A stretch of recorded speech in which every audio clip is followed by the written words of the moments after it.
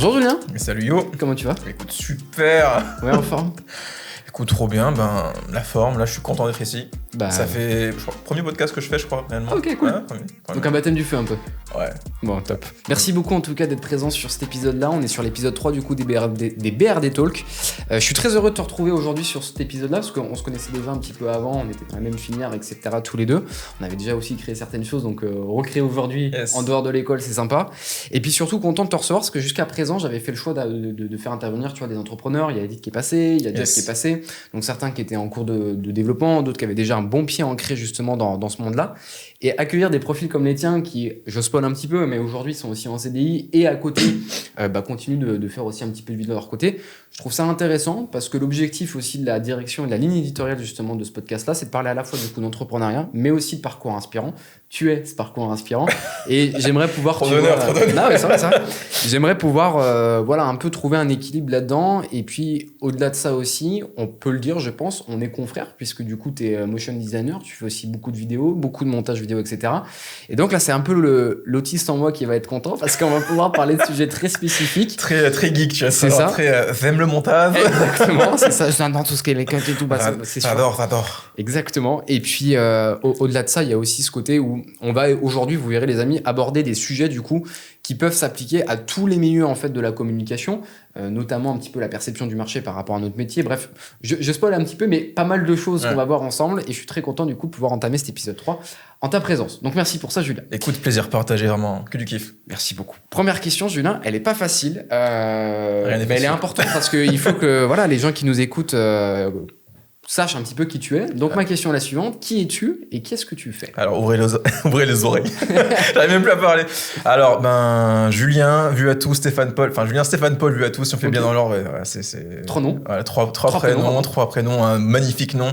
Enfin bref, du coup, 23 ans bientôt, monteur, motion designer, enfin je dirais plus peut-être monteur aujourd'hui. Ok. Vu que là en ce moment j'ai plus une casquette de monteur que motion designer. Avant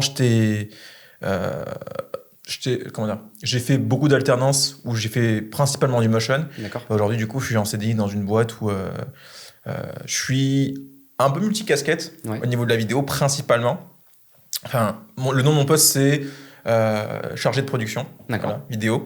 Et là, en fait, je touche vraiment à tout, que ce soit du script, au script captation, montage et un peu de motion parfois. D'accord. Et voilà quoi. Ok, voilà. Ça va être principalement du coup des vidéos qui vont être publiées du coup sur les réseaux sociaux, au format vertical, c'est ça. horizontal. C'est que du vertical, c'est principalement du vertical. Il y a parfois, mais c'est rare, tu vois, des demandes de format, tu vois, en vertical et tout, tu vois. Mais c'est que du court aussi. Ok. Vu que je suis seul sur le poste, c'est principalement que du court, sinon je me tire une balle dans le pied si je fais du long. Ouais, tu m'étonnes. Et après, à côté, tu as aussi parfois du contenu pour des sites. D'accord. Dans la boîte, vu qu'il y a genre une ribambelle de sites web, tu vois, vu que c'est une grosse boîte et du coup, en fait, elle a plein de... Enfin, elle a plein de sites internet, tu vois, plein de pages et tout. Et pour les homepages, tu vois, parfois, en fait, je fais faut l'alimenter et je fais des vidéos pour la homepage du site. Donc, une présentation d'une voiture, d'un nouveau modèle. Voilà, c'est ça. Et du coup, vu qu'on l'a pas dit, je bosse dans l'auto, mais ça, on en reparlera un petit peu plus tard, peut-être. Et... en gros, c'est surtout, par exemple, des animations de logos, plus enchaînement de stock footage, tu vois. Ouais. Juste pour, du coup, animer, la homepage quand le client arrive dessus. Le client vient, carrément, il voit que ça soit vivant. Du coup, c'est assez varié, mais principalement du format vertical, assez peu de format horizontal. Ouais. Et un petit peu de site aussi, parfois. Ok, top. Bon, là, on a attaqué cash sur un peu du dur avec le contenu, etc. Avant qu'on continue là-dessus, j'aimerais bien que tu expliques aussi un petit peu d'où tu viens, parce que si je dis pas bêtise, tu viens de Madagascar. Comment ton arrivée s'est faite en France et comment un peu tu peux nous expliquer. Enfin, je réussis à poser une question qui soit française, parce que comment nous expliquer ça ce que je voulais dire, c'était plutôt comment Madagascar, justement, un peu t'a influencé, on va dire, peut-être dans ton approche, dans ta création de contenu, dans ce genre de choses. Qu'est-ce que tu peux nous dire par rapport... par rapport à ça, je viens de Mada. Alors, si je fais vraiment tout mon parcours et tout, je crois que j'ai touché le micro, voilà. Du coup, je recommence si je fais vraiment tout mon parcours et tout. En gros, j'ai fait un bac STMG. Ouais. Voilà, je fais un bac STMG. Là-bas, je voulais faire un bac S, mais j'étais un peu trop con, quoi. Après le bac S, j'ai fait un bac S aussi. J'ai eu mon bac avec 5 en maths. voilà, Stylé. tu peux te débrouiller ailleurs, mais oui. Et en gros, j'ai fait bac S. C'est vrai qu'on a vraiment attaqué dans le dur. Là. J'aurais dû commencer par le début. Non, mais y a pas de souci, c'est pas grave. Je suis aussi là pour ça. Tu vois, je l'ai pas forcément dit, mais si tu veux partir dans tous les sens, c'est pas grave. Moi, je suis là pour justement regarder tu les choses, etc. En gros, j'ai fait bac STMG. Jusqu'à mes 17 ans, j'ai vécu à Mada. Ensuite, je suis parti en France. À la base, je cherchais un truc dans le dessin. D'accord. Vraiment, dans le dessin, je n'aimais pas tout ce qui était trop science et tout. En fait, je voulais faire de la science parce que je trouvais ça stylé. Et je me dis, bon, j'aimerais quand même être intelligent. J'aimerais être intelligent, tu vois. Les métiers littéraires, c'est aussi une forme d'intelligence qui est... Non, c'est sûr. Mais en fait, genre, le truc, c'est que j'associe vraiment beaucoup, genre, mathématiques à ça, tu vois. Et même, je comprends. Genre, c'était un peu ancré dans ce que mon père pensait et tout, genre en mode les maths, la science et tout ça, bref. Et après, comment dire ? Et après, du coup, jusqu'à mes 17 ans, je suis resté à Mada. Je suis ensuite parti en France, là où je cherchais un truc dans le dessin. Parce que moi, ce qui me faisait kiffer, c'était à l'époque, anime, manga, tout ça, tu vois. Voilà. Et je voulais trop faire de l'animation. Genre, c'était trop mon kiff, tu vois. Genre, je trouvais ça trop stylé, tu vois. Il y avait des vidéos d'animation qui passaient par-ci, par-là, tu vois. Enfin, les mecs qui dessinaient pendant des heures et tout, ça faisait des trucs classe, tu vois. Et après, j'hésitais, tu vois, entre le dessin et l'informatique parce que mon père voulait que je fasse de l'info. Et que pour lui, c'était un peu l'avenir. Et d'un côté, il a pas tort, tu vois. Genre, ça se démocratise de ouf et tout. Enfin, maintenant, aujourd'hui, avec l'IA, forcément. Et je me suis dit, mais je trouve rien, en fait, qui me plaît. Et après, je tombe sur une filière qui s'appelle MMI. Oh, la vie, c'était le meilleur. C'était vraiment le meilleur choix que j'ai pu faire. Parce que, en fait, j'ai pu toucher à plein de trucs. Et en gros, le DUT MMI, aujourd'hui, c'est un BUT sur 3 ans. Avant, c'était sur 2 ans. Je voulais aller à Dijon et tout. Bon, à Dijon, je pouvais pas. Il y avait plus de place. Et du coup, en fait, j'ai bloqué pendant, je crois, 3 semaines. Je suis le connard de Parcoursup qui bloque les places. J'ai bloqué pendant 3 semaines, genre des places pour MMI Béziers. Et en fait, j'étais pris là-bas. Au final, je suis allé là-bas. Et à Béziers, du coup, j'ai appris plein de trucs. Genre, j'ai appris le design, la vidéo, le montage, la com. La 3D, pas encore. On a un peu touché, mais vu que c'était un peu compliqué au début pour moi de sortir ce genre de trucs. Et même au niveau vidéo, en fait, on était très orienté cinéma. Vu que notre prof était un grand fan de cinéma, tu vois. Et du coup, en fait, c'était très orienté cinéma. Du coup, on avait un peu les codes, on avait des références de films. Enfin, c'est un peu le cliché, tu vois, du mec en cinéma. Tu vois, tu regardais des trucs en noir et blanc, tu vois. Enfin, bref, c'était marrant, c'était ultra formateur. C'était très intense sur 2 ans. Enfin, je me suis jamais dit que... En fait, on m'avait dit que l'IUT, en vrai, c'est chaud et tout, tu vois, sur 2 ans. Je me disais, c'est une école. Non, c'est chaud. C'est chaud. C'est chaud. Rien que tu as toutes ces références à l'avoir. C'était violent. On avait plein de matières. La programmation aussi, j'avais pas dit, tu vois. On faisait de la prog, PHP. PHP principalement, et ensuite, c'est pas vraiment du code, tu vois, mais HTML, CSS classique et un peu de MySQL, tu vois, pour des bases de données. Et c'était une formation où tu avais beaucoup de projets du coup à rendre. C'était pour ça que c'était intense ou c'était plutôt intense dans... Parce que tu vois, c'est bien de pouvoir avoir du coup un panel de plein de choses que tu vas découvrir. Et du coup, ça implique aussi peut-être à ton cerveau de s'adapter différemment. Oui, c'est ça. Donc, est-ce que c'est un mix de tout ou est-ce que c'est vraiment des projets continus qui te prenaient beaucoup de temps ? C'est un mix de tout. En fait, t'as beaucoup de projets différents et le temps aussi à ton cerveau de s'adapter, tu vois, à de nouvelles choses. Tu vois. Le truc, c'est que j'étais en STMG, tu vois. Je connaissais un peu le marketing, la com, le droit, tout ça. On avait même des cours de droit, tu vois, un droit numérique, tout ça. Mais bon, c'était pas tout ce que j'ai appris au lycée, j'ai oublié. Genre, d'accord. En fait, pour moi, en fait, c'est pas ça, mais genre pour moi, genre quand tu passes au supérieur, tu vois, ce que tu as appris au lycée te sert, mais sans plus. D'accord. Je dis pas que le lycée est inutile, tu vois, c'est bien pour construire ton cerveau, construire une conscience et tout, tu vois. Confiance, développer ton crâne. Non, mais en tout cas, ton sens critique, etc. Voilà, ton sens critique. Et là, en fait, à l'IUT, pas à l'IUT, mais genre, quand tu arrives dans le supérieur, tu apprends à réapprendre. Enfin non, tu réapprends à apprendre plutôt. C'est plutôt dans ce sens-là. Oui, parce que jusqu'à présent, au lycée, on donnait des cours, il fallait que tu recraches les cours tels quels. Alors que justement, vraiment, comme tu l'expliques très bien, quand tu arrives en études supérieures, on te demande d'utiliser ta tête. Alors, peut-être pas tout de suite sur la première année, parce que tu es obligé de réapprendre ces bases-là et ensuite les recracher. Mais je comprends totalement ce truc-là où beaucoup d'étudiants et beaucoup de personnes ont du mal à faire le switch sur putain merde.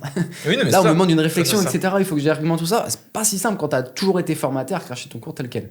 Je te rends la parole. Non, mais il n'y a pas de souci, tranquille. Hein. Et genre, comment dire, en fait, non, c'était ultra dur dans le sens où il y avait plein de nouveaux projets à faire. Enfin, il y avait plein de projets à faire et dans différentes matières, en fait. D'accord. Du coup, en fait, ton cerveau passait de développeur à vidéaste, community manager, illustrateur, etc.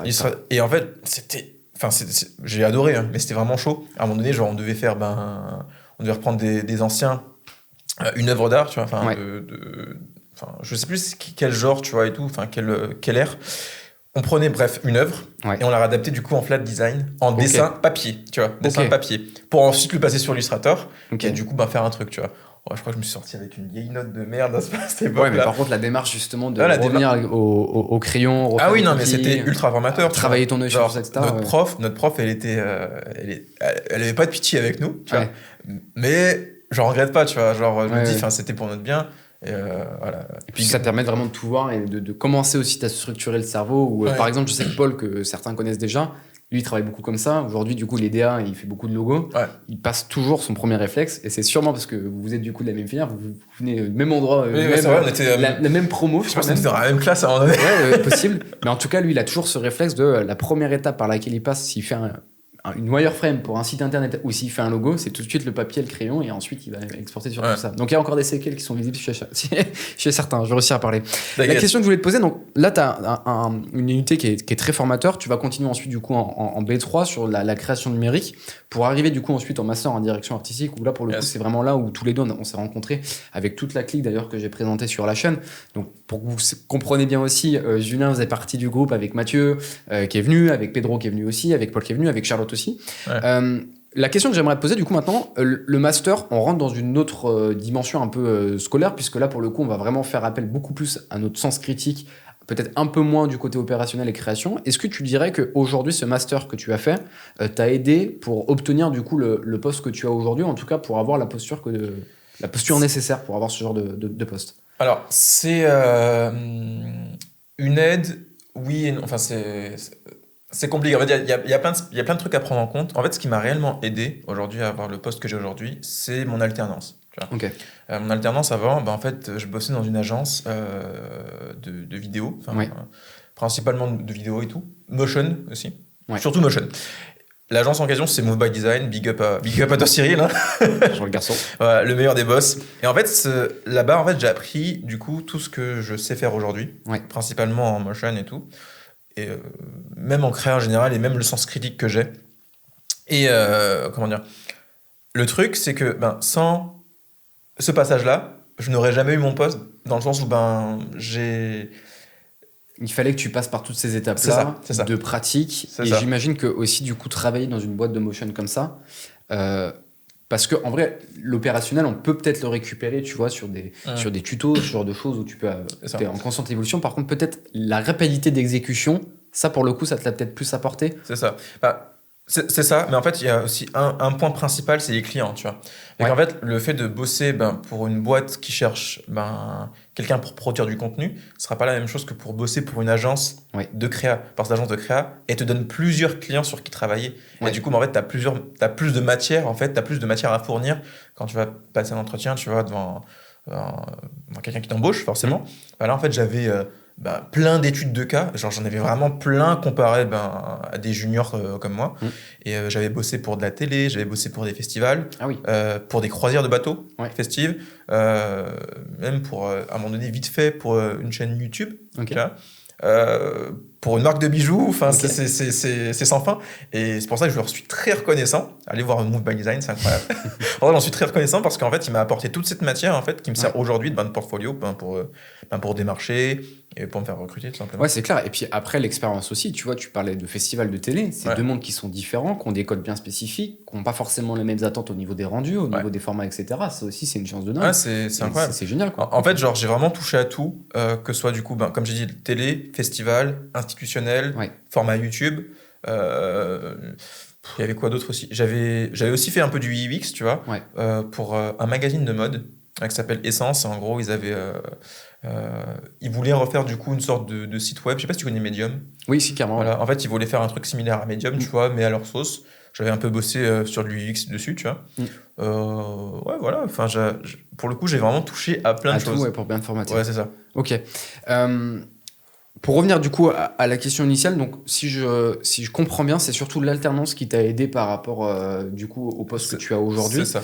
Le master, du coup, tu dirais qu'elle t'a aidé peut-être à formater plus facilement ta pensée, plus facilement ton raisonnement, ou on est peut-être encore trop tôt pour le dire, c'est aussi possible. Peut-être c'est un peu trop tôt. En vrai, le master en fait, ça sert de différenciation, tu vois, genre au niveau de l'emploi. Au niveau de l'emploi, Ouais. Je dis que j'ai un master, tu vois, comparé à un mec qui a un bac plus 2, bac plus 3, tu vois, j'ai un truc en plus, tu vois. Et c'est pour ça que je voulais absolument le finir, parce que j'ai commencé, il faut que je finisse aussi le master, Bien sûr, ouais. Et ça me sert en fait d'outil de différenciation. Et d'un côté aussi, ça m'a servi aussi pour l'entreprise où je suis. Ouais. Je sais que tu as de moins en moins d'entreprises, tu vois, qui demandent les diplômes, mais la mienne demandait justement, tu Ouais. vois, les diplômes et tout.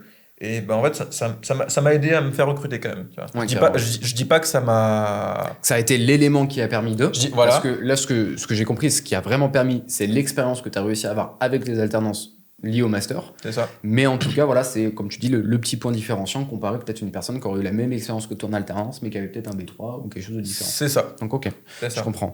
Je vais pas forcément revenir sur comment t'es tombé dans le graphisme, si c'était quelque chose de voulu ou pas, parce que tu t'as répondu à cette question juste avant avec l'amour du dessin et tout que t'avais développé.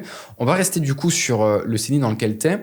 Est-ce que tu peux nous expliquer un petit peu quelle est une journée type, justement, quand on va bosser dans une entreprise où on te paye tout le temps, justement, à travailler sur la communication, sur la création de contenu, etc. Ouais. Une journée type, comme tu veux.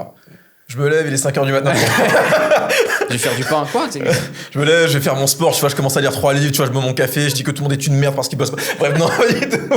C'est donc Thibaut InShape. Je vends des formations. Pas du tout. Non. Plus sérieusement, non, en gros, sur la semaine, comment nous on travaille, tu vois, là où je suis, le lundi matin, c'est réunion avec toute l'équipe, tu vois, sur qu'est-ce qui a été réalisé cette semaine et tout, tu vois, enfin, on en fait part à mon directeur, et il y a un tour de table, tu vois.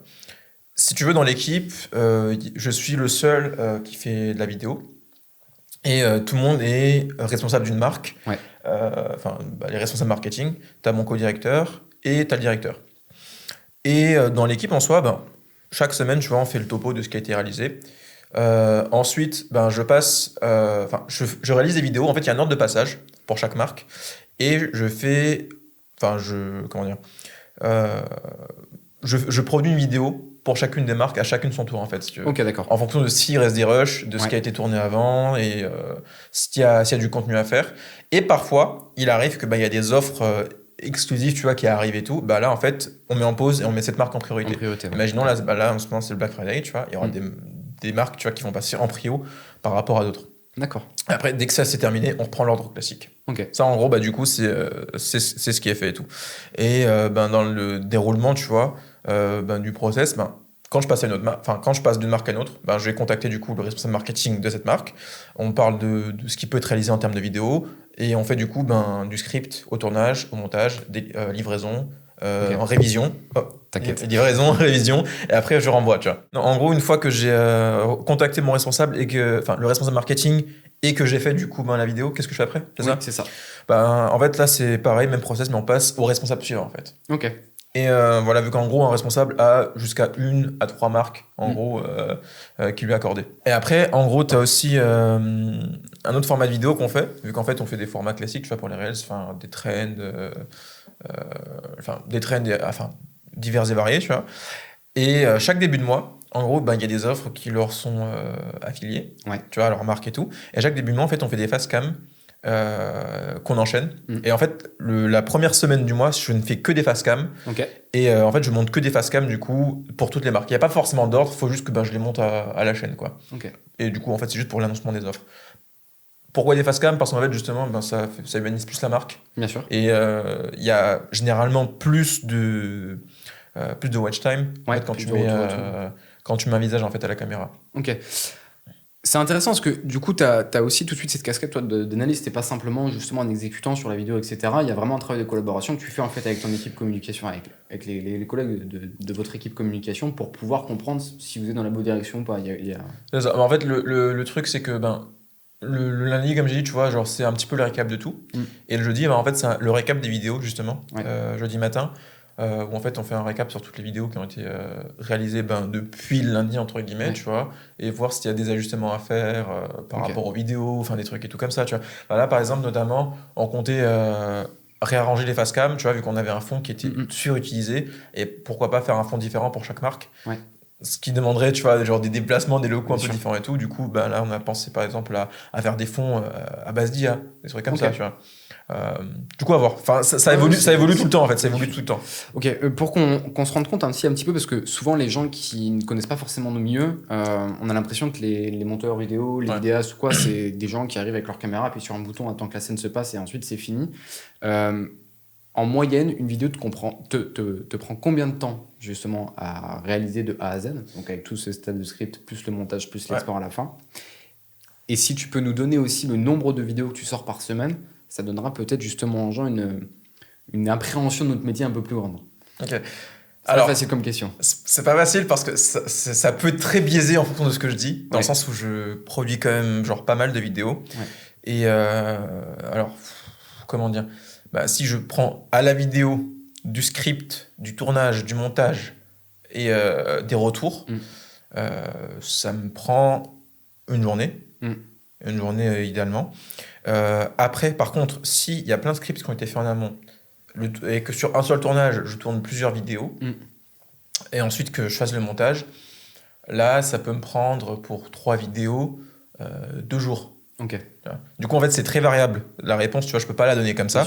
Mais sur une semaine, pour du format court, je dis bien pour du format court, les gars, parce que genre un monteur, il va pas vous monter 10 vidéos d'1 heure sur une semaine, c'est impossible.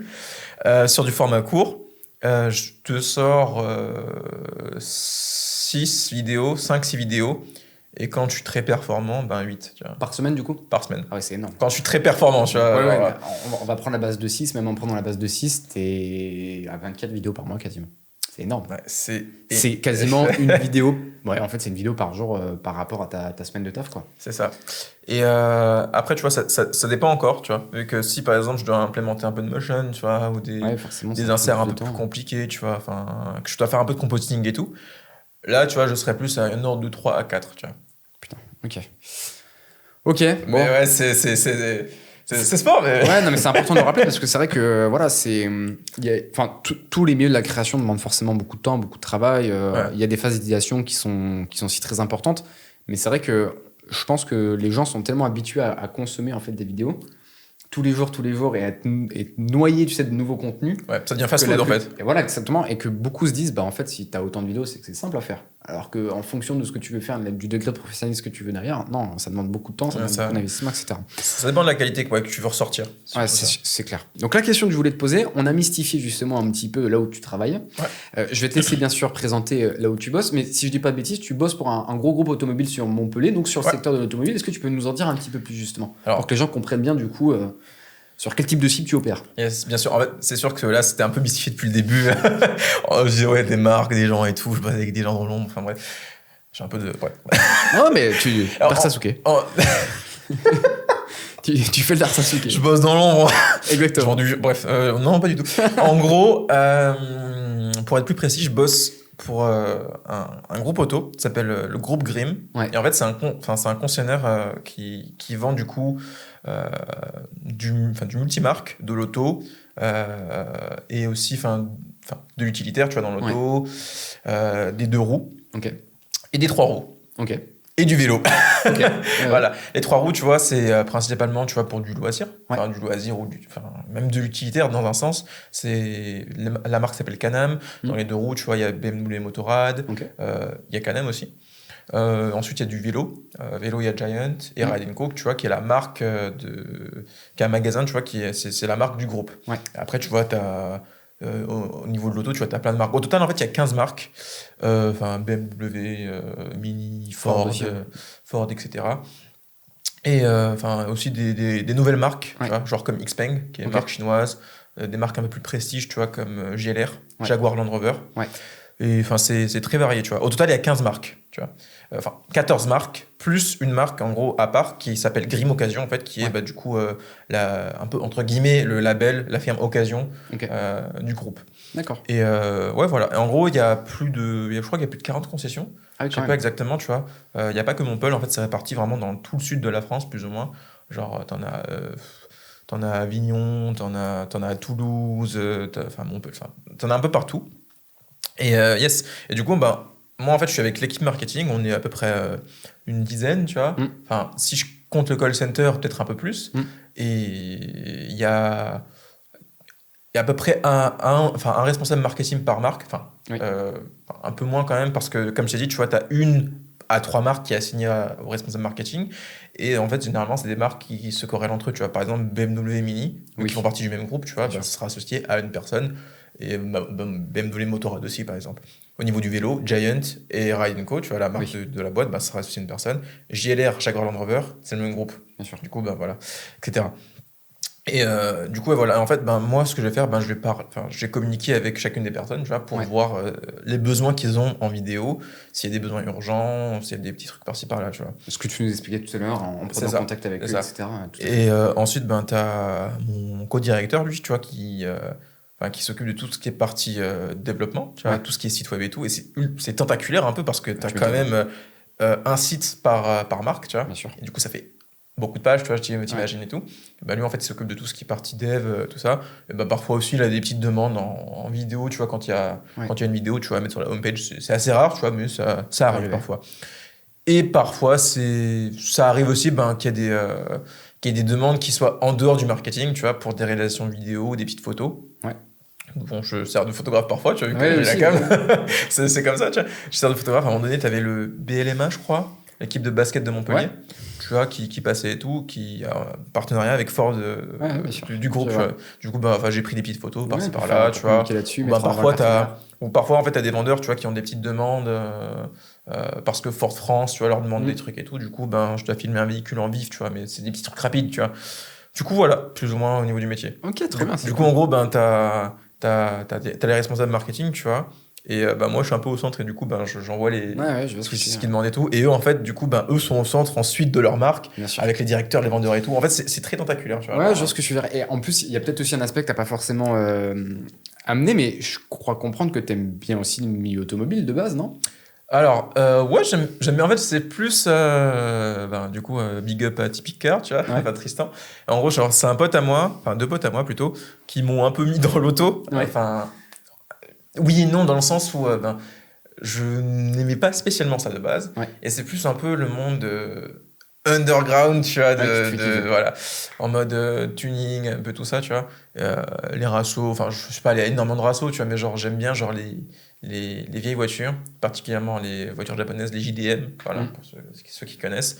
Et j'aime le milieu de l'auto, mais c'est plus dans le sens où un peu à la bricole, tu vois. Ouais, je vois ce que tu veux dire. Un peu à la bricole. Pas vraiment forcément dans le 9-9, mais c'est corrélé. Et d'ailleurs, c'est aussi ce qui m'a permis un petit peu aussi d'avoir mon emploi, tu vois. J'imagine. Vu que j'avais un peu des projets qui ont été réalisés, tu vois, ou qui étaient sur le cours d'être réalisés, tu vois. Du coup, je leur montrais les storyboards, tout ça. Et du coup, forcément, ils ont dit, on le prend, tu vois. C'est aussi un art de pouvoir filmer des voitures, faut se retrouver dans le code de ton copain, tenir les choses, etc. C'est ça. Il y a des positions qui sont des fois un peu insolites. En termes de sécurité. Bon, on reviendra dessus. Border. Exactement. Border. Je pense que en vrai, la présentation, je suis très content, elle est très complète. Est-ce que tu veux qu'on parte peut-être sur la deuxième partie cette fois-ci pour comprendre un peu plus ton approche ton approche, j'ai réussi à parler vis-à-vis justement du graphisme, vis-à-vis du motion design, ça te va ? Non, j'ai pas envie. Ok, super. Eh bien, c'est donc la fin de cet épisode. N'hésitez pas. Allez, ciao. Non, mais oui, bien sûr. Allez, parfait. On va commencer avec cette première question, Jules. On vient de parler justement un petit peu que toi, tu es en CDI. Moi, sur le coup, je suis en freelance. Le premier avis que j'aimerais que tu nous donnes un peu par rapport au milieu de la communication du graphisme, ça concerne un petit peu l'état du marché à l'heure actuelle. Parce que justement, tu l'expliquais un petit peu, tu as enchaîné les alternances. Tu as fait 2 alternances et tu as dû switcher du coup à la fin avec Grim, etc. qui était, je crois, si je ne dis pas de bêtises, d'abord un stage, puis ensuite du coup CDI. J'ai fait une alternance.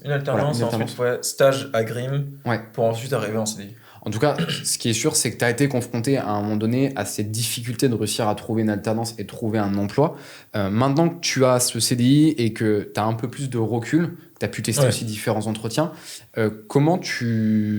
Quel portrait tu dresserais à l'heure actuelle concernant le marché justement de la communication? Le marché, il est niqué, genre. Si je dois être honnête, il est vraiment niqué le marché.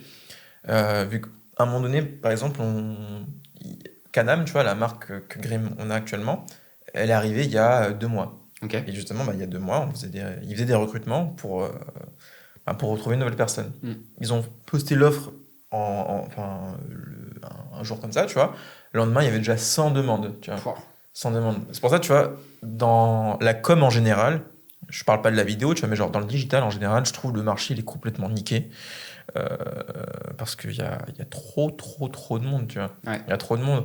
Et ça, malheureusement, c'est à cause du fait qu'il y ait trop d'écoles. Tu vois, qui ont ouvert, tu vois, il y a des écoles qui ont émergé de partout et qui ont profité en fait du système d'alternance en fait qui était quand même très très valorisant. Tu vois. Enfin, t'as l'État, tu vois, qui donnait des aides et tout, tu vois. Enfin, c'est gratifiant, pardon, qui était très gratifiant et tout. Et ben en fait, ils ont commencé à sortir ça de partout. Ils ont commencé aussi à donner des chiffres qui étaient abusés en termes de salaire. Tu vois, faites 5 000 € par non, c'est abusé aussi, tu vois. Et vu que c'était un peu genre. Après, est-ce qu'il n'y a pas aussi, tu penses, tu vois, un truc sur... aujourd'hui, tu peux retrouver beaucoup de tutos sur YouTube, beaucoup de personnes qui font aussi de la formation. Est-ce que tu ne penses pas qu'en plus des écoles, le fait aussi que ces métiers-là peuvent s'apprendre, entre guillemets, sur Internet, je mets des grosses guillemets, bien sûr, n'a pas joué justement dans cette exacerbation, je me suis à parler, du marché par rapport à la demande et aux offres? Je pense que oui, mais en fait, là où je pense que ça... comment dire, il y a de ça, mais je pense qu'il y a aussi une sorte d'inconscient collectif en mode, généralement, avant, tu vois, comme ce que je disais au début de l'épisode, tu vois, mon père, tu vois, lui, il disait que pour lui, de l'informatique, tu vois, genre, c'était un peu l'avenir. Et que là, en fait, ce qui est toujours le cas, et que là, en fait, là, les métiers du digital, c'est un peu, avec de grosses guillemets, je dis ça, parce que c'est pas forcément vrai, un peu de l'informatique qui est simplifiée. D'accord. Dans le sens où j'ai envie de dire, tu touches un ordi, mais c'est pas du code. Et c'est pas non plus un métier de compta qui peut être parfois vu comme certains chiant. Tu vois. Je dis pas que c'est un métier chiant, chacun se kiffe, tu vois, mais c'est pas forcément le mien. Et que pour certains, en fait, ça peut être un métier chiant. Et d'un côté, en fait, il y en a qui pouvaient se retrouver dans le digital, dans le sens où c'était un métier entre grosses guillemets encore informatique, et qui était du coup plus accessible. Et les gens se disaient, tu touches à un PC, c'est ce qui est très valorisé en ce moment, go dessus, tu vois. Et en fait, c'est un peu pour moi, c'est un peu genre une sorte d'inconscient collectif et tout le monde a voulu se trouver dessus. Tout le monde a voulu se trouver dessus, en mode c'est un peu le nouvel Eldorado, sauf qu'il y a eu trop de monde d'un coup. D'ailleurs, pas forcément. Et là, il n'y a pas assez de place, tu vois, qui suit derrière. Et moi, je le vois plutôt comme ça. Je pense qu'il y a aussi un truc où aujourd'hui, tu vois, on est tous consommateurs de réseaux sociaux. Hein, donc on mange à longueur de journée des publications, des vidéos, des concepts créatifs, etc. Et je pense qu'il y a un peu ce truc de mimétisme où quand tu deviens consommateur et que ça s'implique dans ta routine quotidienne, à force de voir des choses, tu te dis c'est simple et moi aussi je peux le faire. Et donc, inconsciemment, je vais aller dans cette direction pour travailler, peut-être oublier d'autres métiers, etc. Donc je pense aussi que tu vois, les réseaux sociaux, pour le coup, n'ont pas forcément aussi aidé le métier, où beaucoup, je pense, de nouveaux arrivants pensent que les métiers de la communication, c'est du réseau social. Non, le métier de la communication, il y a plein de choses différentes.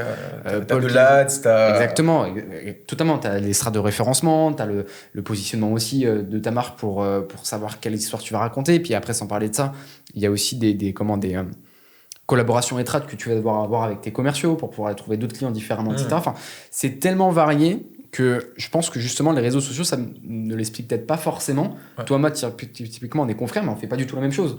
Tu vas mettre en avant justement des produits automobiles. Moi, je vais mettre en avant du mariage avec justement une forme d'immortalisation d'un moment très fort pour les mariés. Alors que pourtant, si tu regardes justement juste des vidéos sur YouTube, c'est deux mecs qui prennent leur caméra, qui filment, qui font du montage et c'est fini. Non, parce que le but ne sert pas la même fin, d'une certaine manière.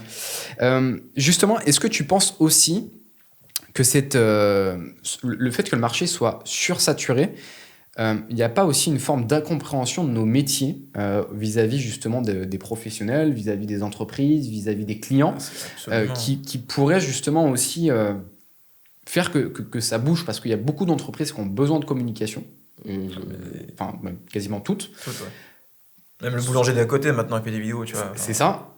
Même si la communication en soi n'était pas une production hollywoodienne ou une production professionnelle, bah, le fait de faire des posts régulièrement, le fait de juste s'occuper de tout ce qui va être les papiers craft, par exemple, pour reprendre l'exemple de la boulangerie, faire les commandes, faire tout ça, gérer. Tout ça, c'est un métier. Est-ce que tu penses qu'aujourd'hui, justement, il y a une forme d'incompréhension de nos métiers de manière globale vis-à-vis, justement, des entreprises? Oui, absolument. Enfin... En fait, le problème, tu vois, c'est que c'est assez récent, c'est très jeune, tu vois, comme forme de métier. Et d'un autre côté, tu vois, ça va beaucoup trop vite pour que les gens aient le temps d'ingérer, de comprendre la chose, tu vois. Enfin, tu vois, je pense que tu demandes, encore une fois, au boulanger d'à côté, enfin, au commerçant d'à côté et tout, tu vois. Tu parles de digitalisation et tout, il se dit, what the fuck, tu me parles de quoi, lui, tu vois. Tu parles de réseaux sociaux, enfin, lui, il dit, ouais, il va penser à Facebook, tu vois, il va penser à des... En fait, il va penser qu'au négatif, tu vois. Il va pas penser forcément à la visibilité que ça peut t'apporter. Et le truc, enfin, en fait, c'est quelque chose qui peut propulser, tu vois, ton business. Ouais. C'est quelque chose qui peut propulser ton business et tout, tu vois, tout ce que tu fais. Mais ben, les gens, tu vois, qui ne sont pas dedans, de base, ben, je pense que ce ne sont pas forcément non plus des consommateurs aguerris de réseau. Ouais. Et du coup, ben, en fait, ils n'arrivent pas à avoir la puissance que ça peut avoir derrière, tu vois. Bien sûr. Et du coup, ben, forcément, là, au niveau de la compréhension, ben, Ouais. comment je pourrais dire ça, enfin... Non, je vois ce que tu veux dire. Je pense qu'il y a une incompréhension, comme tu dis. En fait, il y a deux types d'incompréhension. La compréhension que tu viens d'expliquer sur le fait qu'en effet, ils ont un petit peu peur, ils vont se dire qu'on va mettre de l'argent, mais les réseaux sociaux, c'est tellement volatile, je connais pas, non, ça va pas pouvoir péter. Et inversement, tu as la personne qui est consciente qu'en effet, les réseaux sociaux et la digitalisation de manière globale peut venir l'aider à franchir un pas sur son image de marque et à terme, potentiellement, sur de nouveaux clients. Mais souvent, ces mêmes clients-là sont des clients qui t'appellent au moment où déjà, eux, de leur côté, du point de vue trésorerie, c'est la catastrophe. Et donc, le dernier levier qu'ils n'ont pas essayé, bah, c'est ce levier de communication digitale. Vont avoir beaucoup trop d'attentes par rapport à la situation dans laquelle ils sont. Parce que je le rappelle, même si on va faire de la stratégie, même si on va réfléchir nos contenus, même si on va adopter, tu vois, toutes les bonnes pratiques, un bon hook, un sujet qui tient la route, un script qui est bien travaillé, et à la fin, une valeur qui est donnée, je sais pas, un template ou un truc comme ça, même en faisant ça, tu n'es pas sûr que ton contenu va exploser. Et c'est pas un contenu qui va te permettre d'atteindre 10 000 abonnés et derrière te générer 100, 300 ventes par mois. Ouais, en fait, le problème, c'est que les gens pensent... Enfin, c'est pas un service comme un autre. Parce qu'aujourd'hui, tu vois, un service, tu payes, tu as le retour direct. Tu amènes ta voiture au garage, tu as la preuve vivante que ça marche. Tu vois, genre, tu l'as en face de toi. Que là, en fait, c'est sur un truc qui se travaille sur du long terme, c'est un truc qui se cultive, tu vois. La création de contenu, enfin, le marketing en général, ça se cultive. Et tu peux pas avoir des résultats, en fait, instantanés. Et en fait, genre, je pense, tu vois, c'est ça, tu vois, qui est un petit peu... comme je dis, tu vois, c'est un nouveau métier que les gens ne sont pas encore à gérer ça. C'est qu'en fait, ils veulent... Ben, tu payes un service, tu veux le résultat instant. C'est normal, tu vois. Que là, en fait, il faut attendre... Et au début, tu n'es même pas sûr, en fait, que ça va porter tes fruits. Tu vois. C'est ça le problème d'aujourd'hui, tu vois. Et en fait, le truc, c'est que ben, tu te dis, ouais, ça fait 1 mois, ça fait 2 mois, mais je paye, tu vois, j'attends mes résultats, tu vois. Et j'ai pas confiance. Et aujourd'hui, tu vois, c'est un peu aussi compliqué. Ben, il y a des outils pour ça, tu vois. Mais c'est aussi compliqué, tu vois, de traquer si, par exemple, le client que tu as aujourd'hui qui est venu dans ta salle de sport, ben, c'est le client qui a checké ta vidéo. Sur les réseaux sociaux. Voilà, que tu as vu sur qui t'a vu sur YouTube et tout, tu vois, ou qui t'a vu sur Insta. Ouais, clairement, je comprends. Et en fait, c'est...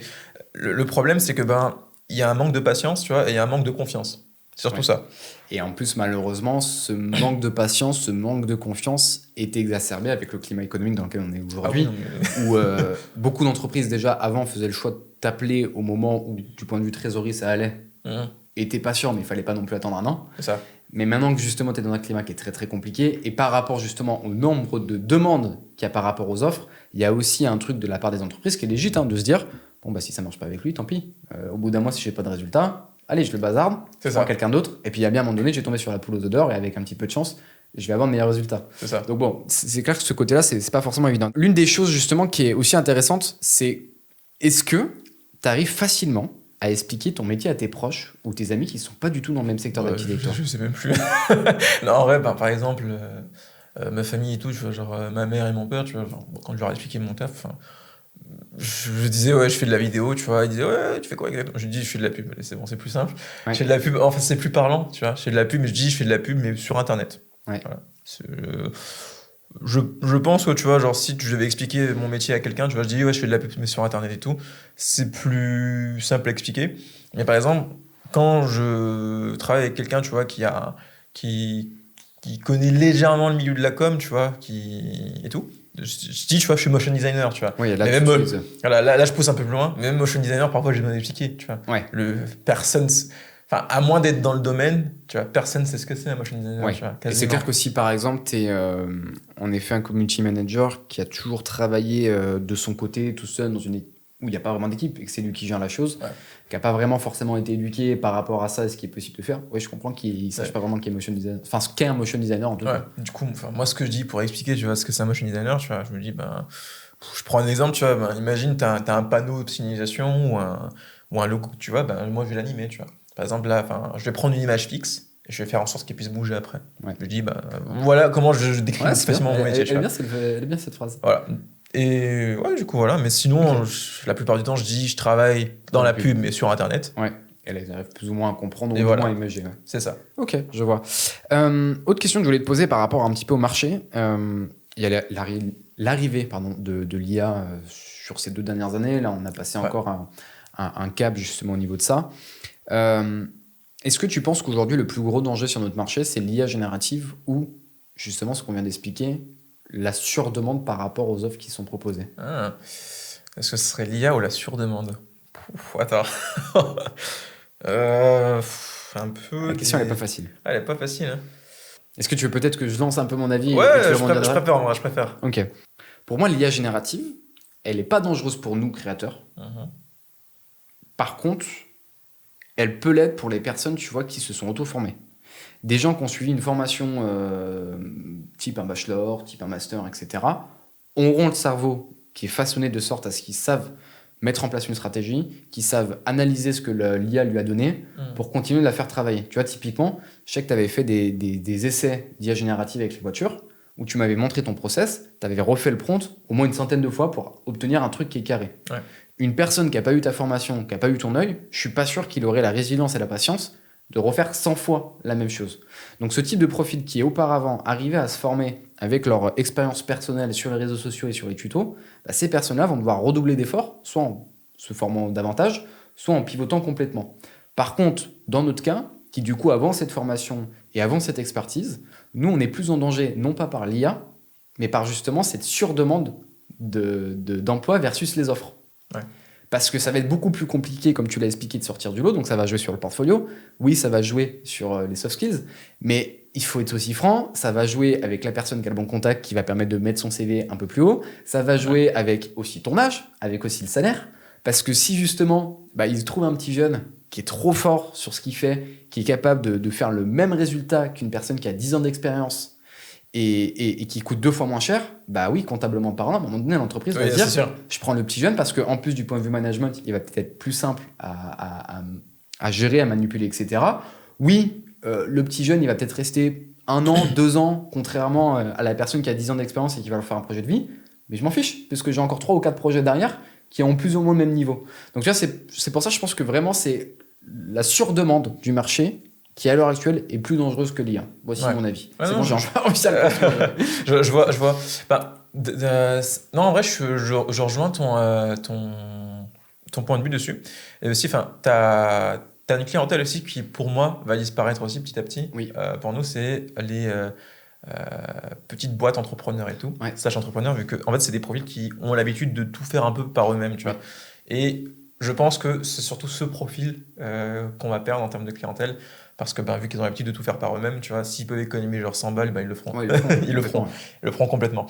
Du coup, en fait, franchement, t'as un peu tout dit, tu vois, sur ce point-là. Non, mais je te rejoins. J'ai répondu à mon auto-question. Voilà, je te rejoins absolument sur ce point-là. Pour moi, l'IA, quand même, tu vois, elle va supprimer quand même quelques métiers, tu vois, dans le domaine du digital. Déjà, malheureusement, ce qui est triste, c'est l'illustrateur, tu vois. C'est terminé. Ouais, et encore, tu vois, Justin Buisson, je sais pas si tu vois qui c'est. Ouais. Donc, pour les gens qui ne savent pas qui est Justin, je serais quand même très étonné, mais bon, tout de même, je vais le présenter rapidement. C'est un motion designer, du coup, comme toi, c'est un de tes confrères, qui fait beaucoup d'animations, qui fait principalement que ça. Il a travaillé notamment avec Inox sur Kaizen et un petit peu sur tout sur les derniers projets qui sortent. Et c'est surtout un freelancer qui documente tout ça sur YouTube, qui explique un petit peu comment il travaille, ce qu'il fait, etc. Voilà, qui fait vraiment un retour d'expérience qui est génial. Et la dernière vidéo en date qu'il a sortie, il a voulu voir si justement l'IA générative était capable de remplacer les motion designers. J'ai regardé. Et justement, ce qui est intéressant, c'est oui, du point de vue illustration, on a des rendus qui sont similaires à ce que va pouvoir faire justement un humain. Mais en attendant, quand tu vois le nombre d'heures qui est passé versus le nombre d'heures qui est passé côté Justin, il y a un exemple qui est marquant. Oui. Il a animé des sushis qui bougent. Oui, ça lui a pris 2 heures. Les autres, du coup, motion designers du coup, spécialisés dans l'IA, eux, ils ont mis 3 fois plus de temps. Donc, ils ont mis 6 heures à obtenir 3 rendus qui étaient plus ou moins similaires à ce que Justin avait fait, pour en fin de compte que ça soit moins impactant, moins percutant, et que tu aies encore des petits bugs de morphisme, de transition, etc. Après, tu vois, ça, c'est ce que tu as aujourd'hui. Tu vois. Mais c'est vrai, par contre, dans 2 ans, il y a moyen... Ça, c'est ce que tu as aujourd'hui. Du coup, pour moi, je reste sur mon truc, c'est que l'IA va quand même faire sauter quelques métiers. Parce que ça, c'est ce qu'on a pu avoir en seulement 3-4 ans. C'est vrai. L'IA générative de vidéo, tu vois, ça a apparu il y a que quelques années, tu vois, et c'était quoi le même premier modèle qui est sorti? Je sais même plus, je t'avoue. Ouais. Et genre, en fait, si vous voulez, il y a un mème dans la communauté de l'IA ou enfin de la vidéo, je sais pas exactement, tu vois. C'est Will Smith qui vous goûte des spaghettis, tu vois. Peut-être que tu l'as déjà vu, voilà. Oui. Le premier, il est immonde, genre il est terrorisant, genre il sort de tes cauchemars. Oui. Bref, c'est une paralysie du sommet, le truc. Oui. Et le dernier, tu vois, qui a été fait avec VO3. Qualité incroyable, tu vois, c'est vraiment clean. Tu sens que c'est encore un peu de l'IA vu que c'est lissé, tu vois. Oui, les images IA sont ultra lissées et tout, enfin ça sent même. Mais c'est vrai que tu ferais même rappeler que ça coûte 3 ans. Et quand tu prends du recul, en fait, 3 ans, tu vois cette évolution, tu fais. Ok, tu vois, genre. Justin, tu vois, il le fait en 2 heures et au niveau des sushis, là, tu vois, je crois qu'il l'avait fait en 8 heures, je sais plus exactement. Ok. Mais ça, c'est encore aujourd'hui, tu vois. En 2 ans, c'est terminé, malheureusement. Tu penses justement qu'on a combien de temps encore un peu? Ça se compte en quelques années, ça se compte en une décennie, ça. Le problème, c'est que genre ça va de plus en plus vite, c'est exponentiel. Ouais. Et je donne 5 ans max. Grand max. Ouais, c'est possible. Je donne 5 ans grand max et c'est terminé. Tu vois. Enfin, terminé, je dis pas que c'est terminé pour le métier. Non, bien sûr. Loin de là. Mais que genre, ça va être le métier de motion designer, tu vois, lui-même va être transformé, mais de ouf, tu vois. Ouais. Genre, il y a des choses, tu vois, que moi je fais de moins en moins. Par exemple, le truc, c'est que genre, je voulais apprendre à riguer, vu que je débute pas, tu vois, motion design, je dirais que j'ai un niveau un peu intermédiaire, tu vois, et peut-être un petit peu plus, je sais pas, un petit peu plus, un petit peu plus. Mais par exemple, genre le rig, tu vois, je déteste ça, genre j'en fais quasiment pas, du rigging. Et ça, en fait, par exemple, la vidéo, par exemple, avec la fille, je crois qu'il travaillait ou je sais plus quoi, tu vois, tout début. Ouais.